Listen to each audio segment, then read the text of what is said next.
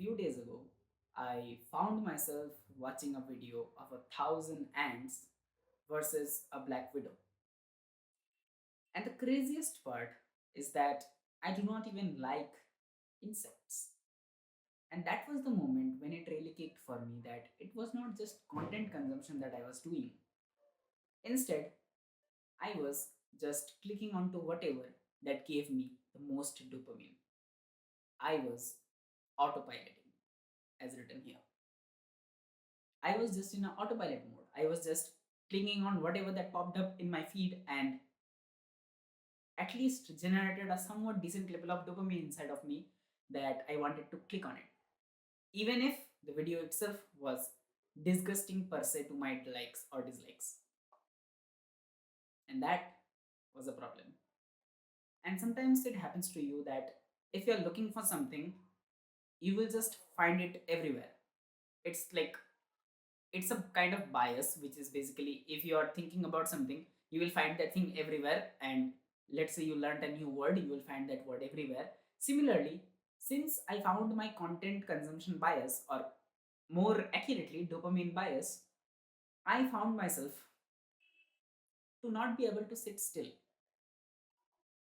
to constantly switch the tabs or switch the channels or switch the videos to get new and higher forms of dopamine. And all of that together contributed to me understanding and finally realizing that, all right, this addiction has gone too far. Something needs to be done. And done I did. See, whether you are new to self improvement, or whether you are a intermediate at self improvement, or whether you are an advanced, most people tend to understand dopamine wrong. Most people just believe that it is sort of a pleasure chemical inside our brain, which is totally not the case. And now, before exactly diving into the methods and the archetypes that I used, I will first be explaining dopamine to you, because otherwise, without this knowledge, you will not be able to understand and neither be able to quit the addictions, because you can't fight something you don't know, and hence you must know it first. So, let me explain to you dopamine. Alright, now buckle up. Make sure your notebooks are ready because you are going to get a dopamine class for free. So, here it is. Let's assume this is a graph of our time versus our dopamine levels. Here is dopamine levels and here is our time. And time is basically the entire day. Like here is morning, here is afternoon, here is evening, here is night. Let's say. Now, at first, when you wake up, let's say here you wake up. Here your baseline of dopamine is constant. Let's say here you have 20 dopamine, just 20 dopamine. All right. All the biologists and physicists and the science students, don't worry about the unit, assume 20 units. Now, what you do is, because you are unaware, you just wake up and scroll shorts or scroll reels or watch YouTube videos or get distracted instead of doing the actual good things. You tend to do the pleasureful things which you think are more pleasureful. So, the reason I'm doing this is because you will soon see. Once you have done the pleasurable activities that you consider pleasurable, what happens is your dopamine spikes, which is a good thing, or so you might think. But here is what the interesting thing is. This is your peak. Let's say P for peak. What happens is after that, your dopamine crashes. And it crashes up to this point. This is your baseline point. But the interesting thing is, since that peak is obtained by a bad habit, the peak goes down because those are cheap sources of dopamine. So once you are getting dopamine from cheap sources, the quality will of course be lower, right? Lower value things generally tend to have lower quality. So similar is the case with dopamine. Since you are getting it from a low quality source, hence your baseline goes below. So here you had 20, let's say here you only have 15 dopamine unit. Forget about the unit. You just have 15 dopamine, alright? Now, interesting thing is, this cycle repeats over and over again until it just depletes and you feel like not doing anything. Remember the feeling that you always have that, all right, I do not want to do anything today, let's just sleep, or let's just, I am tired, I cannot be bothered to work today. This is what happens. Once this reaches absolute like zero, this is the 0 point. Once it reaches zero, you feel like you're too tired to do anything. And so you feel like, all right, next day is gonna be my day, which it never is. So, what happens when you achieve peak through a good thing? So, let's say you did not do this, you were on your baseline. Now, you tend to perform a good habit. Let's say, for example, working out or reading, like actual book reading, not just any random sort of reading like manga or whatever, like that. Proper reading, like people used to read, if you know. What happens is, since the activity initially is boring, you will tend to lose a bit of dopamine. And it might be counterintuitive, but you will probably go here approximately. Let's say this is 18 dopamine. You'll go here, and from here, what happens is this is a dip. Now, the interesting thing is the dopamine replenishes because since you're doing it from a very positive or very good source, it is a high quality source. High quality source does have a price, right? If you are trying to buy a very high quality expensive stuff, it definitely does have a price, and hence the price is the dip. This much is the price, but what happens is the product quality is also good. So, what happens is the dip transforms into a peak which is higher than your baseline. Your baseline is just 20, but this peak is always more than 20. This is always like 25, right? So this is already sustainable, and also this is higher than your previous peak. So you feel like doing good. And if you think about it, the last time you had a proper study session or a proper working session or whatever you are doing, you 10 out of 10 times have felt like, all right, today I actually accomplished something, today I felt capable, today I felt like, all right, the entire world is my playground and I can just do anything I want. You felt like that. You felt like the stereotypical alpha male because you actually worked hard and your brain is saying to you, good job on working hard, good job on delaying pleasure, good job on purchasing a good thing. So here you reach a peak, PG, because G for good habits, and this is B for bad habits. Alright, you reach a good peak, and after reaching the good peak, what happens is it becomes your new baseline. So, in the initial case, the after you reach the peak in bad habits, its peak is generally higher. Let's say this is 30 dopamines. Your peak crashes instantly. Whereas this peak is sustained. Even though it is lower than the bad habit, it is 25, whereas this is 30. What happens is the good peak is actually sustained throughout the entire day, unless and until you do some again bad habits which tend to reduce the peak. But ultimately, your baseline of happiness or baseline of motivation increases, and hence, therefore, you just keep improving. So, what we infer from this is dopamine is not equals to direct happiness. Direct happiness. Instead, dopamine is equals to motivation. Motivation. Excuse my handwriting. The reason dopamine is equals to motivation is because dopamine allows you or makes you do something. It makes you do anything, whether good or bad. It just wants to fluctuate its levels or at least maintain it if you are doing some good things. What happens is dopamine is kind of like the friend you have in class who sits there and is just constantly poking you. Like he's saying, let's do this, let's do that. Some of the ideas are good, some of the ideas are bad, and it just is erratic in its nature. It just wants to do whatever it wants to do because it is inherently wanting you to do something. It does not want you to sit still in a place. Henceforth, dopamine is equals to motivation. Now, since we have confirmed that, and now you have an understanding of what dopamine really is, and now with the power of editing, let me drink some water, remove all this, and show you what it's like. Now, we have engineer and philosopher, and I'll be explaining both of them. Both of them are ways to quit distractions, but you do need to know that it is not 100% your fault that you are addicted, because in the background of the apps that you're using, there are entire team of paid psychologists. They are paid to make you hooked. They know everything that you want. They know exact reel you will click or you will like. They know exact colors that stimulate you. They know exact habits. They know exact patterns because they are generating billions of dollars from your attention.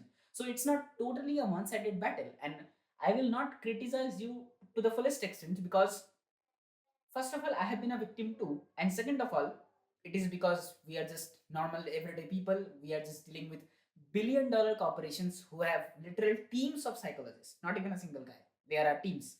There are teams of psychologists who are just trying to manipulate you. So don't feel too bad that it is your fault. But on the other hand, don't make it an excuse. Don't say that, don't become a cynic and say that, all right, there is no point in doing any of this because there are billion-dollar organizations. Don't be a black belt guy. All right. Now listen up. There are two ways. So first of all, there is the engineer, and I'll explain the engineer first, then the philosopher. So what does the engineer do? As the name suggests, not bringing STEM and science into it, what it does is it tactically manipulates all the possible technological variables. Tech variables. So what can be the examples of tech variables? Tech variables include stuff like app blocking. Let's say I'll write them here. App block. Then there is DMS, which is basically a fancier version of an app block, but it is more like website block. Then there is grayscale plus notifications, etc. See, so what you will notice is the engineer does everything digitally. He tries to make the digital world work for him because what he will try is he will try cold turkey blocker, he will try app block, he will try this, that, and he will try each and every resource at his hand which are digital. Mind you, this is the most important point. He will try each and every digital resource at its disposal to stop the inflow of content. He is using all the digital blockers, all the digital shenanigans to stop the flow of dopamine. For example, my phone is always grayscale and notifications are turned off, which means I'm never getting distracted by those popping sounds of notifications, and I'm also not consuming too much color, like visually consuming color, so that my brain stays normal and it retains a good level of dopamine, and so that colors feel more vibrant to me because I'm not while looking at them 24/7. So these are the things which the engineer guy does. Now, every method has its list of pros and list of cons. So for engineer, the pros is like the engineer tends to succeed in the early times. So pros are here like early success. Another pro is that he breaks the loop at its source. So source stop. He stops the YouTube habit or stops the Instagram habit at its core, at its source, exact source. But there are definitely some cons to it as well. So the cons are as follows. The cons are he thinks pleasurable activities, and I will put the quotation marks. Pleasurable activities are sacrifice. What this means is like he thinks quitting YouTube itself is inherently a sacrifice he is making. Like he would have been great watching videos of 1000 and versus a black widow, but in reality, it is not so the case because that video is not benefiting him. So inherently, what he thinks is that those videos or those content consumption or those bad habits are a source of pleasure or are actually contributing something to his life. This is what he believes. The engineer believes. He feels that he is denied fun, and that is not really the case because these funds that later turn into pain are definitely not funds. So what does the philosopher do instead?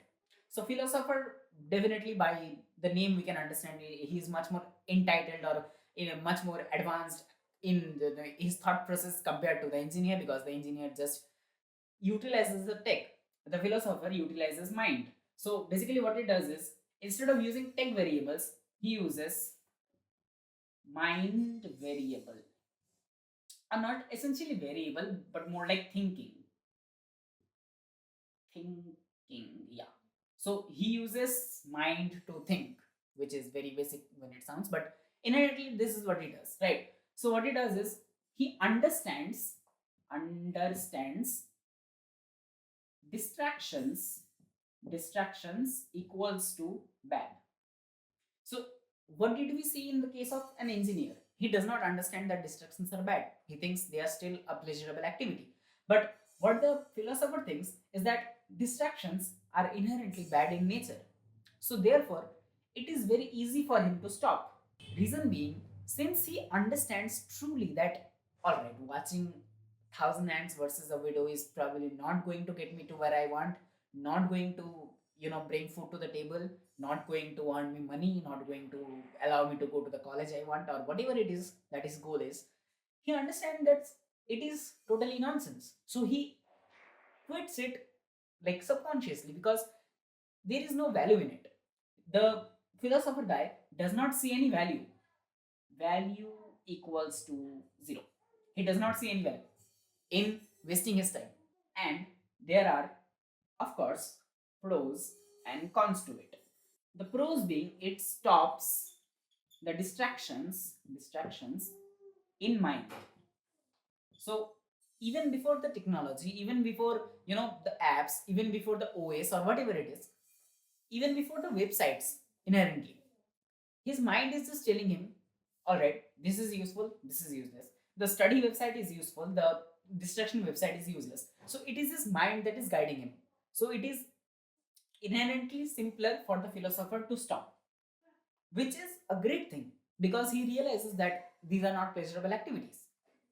On the other hand, the cons has the following: he is more prone to relapse.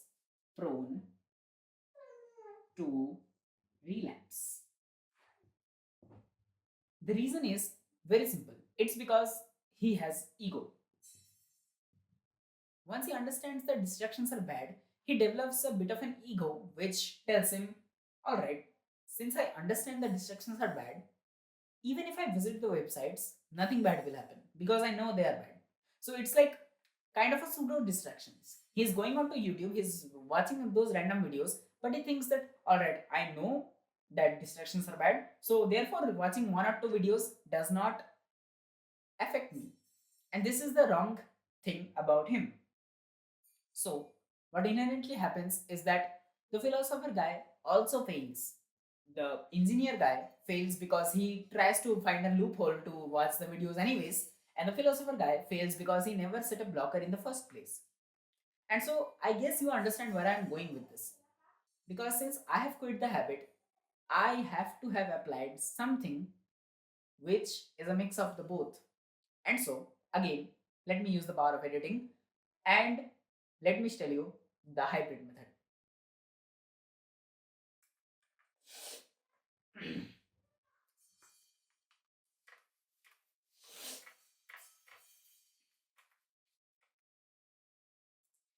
Making a video is a lot of work.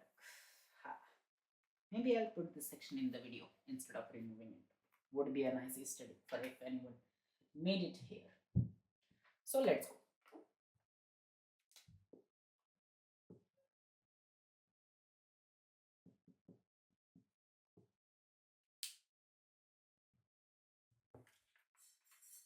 Here we have hybrid. Hybrid means kind of a chimera. It has different parts. So essentially, we are taking the best of both worlds. The best of both worlds means we are taking the mindset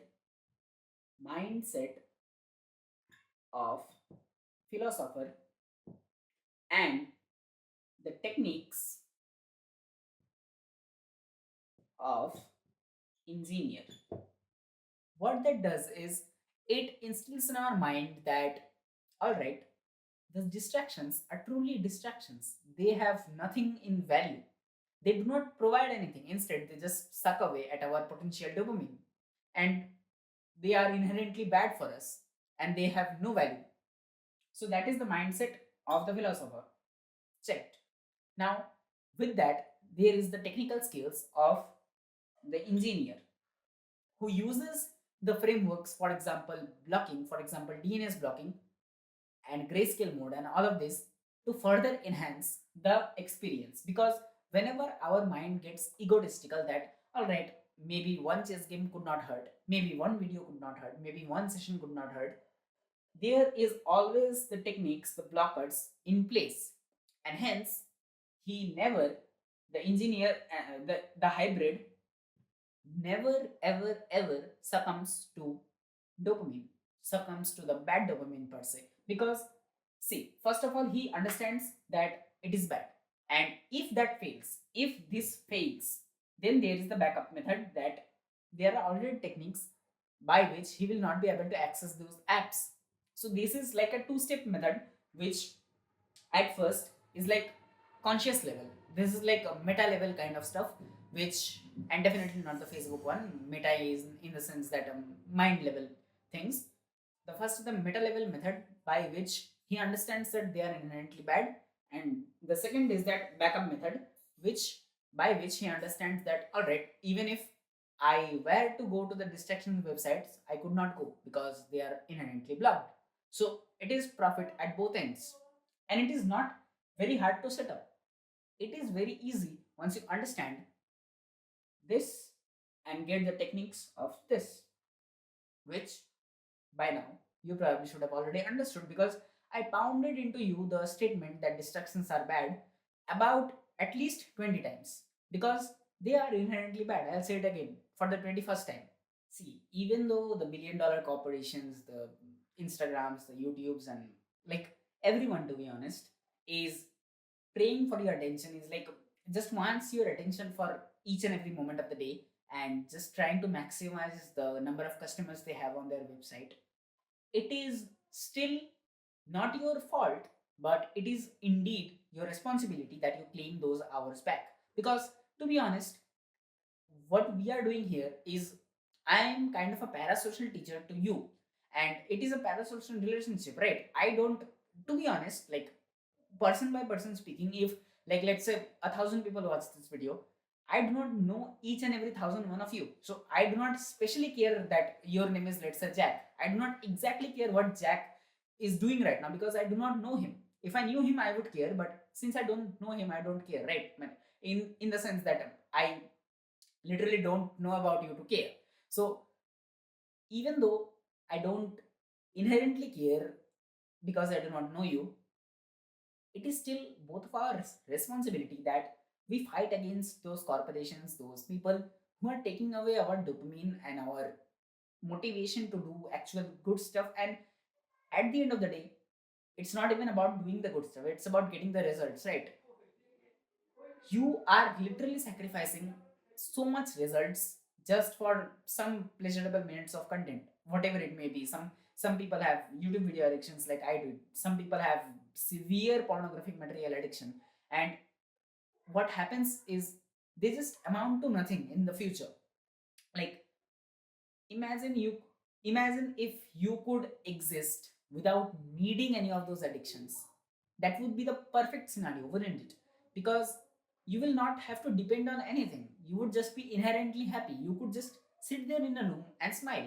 Today what happened in the bus, I will tell you a random personal story. So I was going to school, and in the morning, so I was sitting in a bus, like our school bus, and I was going, and I was just looking out of the window, the sky was blue and all. So ultimately what I'm talking about is, once you get to a certain dopamine level, let's say once again for the science people, unitless dopamine level 20, 25, 30, you inherently start to enjoy life. You do not need anything extra on top of the life, because you are developing the skill of just sitting there. You could just sit there and exist, and this is so hard in modern day, because everybody is just attached to their screens, everybody is attached to something. If like let's say, if you are not doing any particular task, you might be listening to songs. If you're not listening to songs, then there is probably background music playing, like lo-fi or rain sounds. If there is not that, then you are probably watching content. There is just always 24/7 some information coming inside your brain, apart from the time you are asleep. But 99% of the time, there is some information entering your brain. And I really, really apologize for the sound right now, because these are being headaches for me. I apologize once again.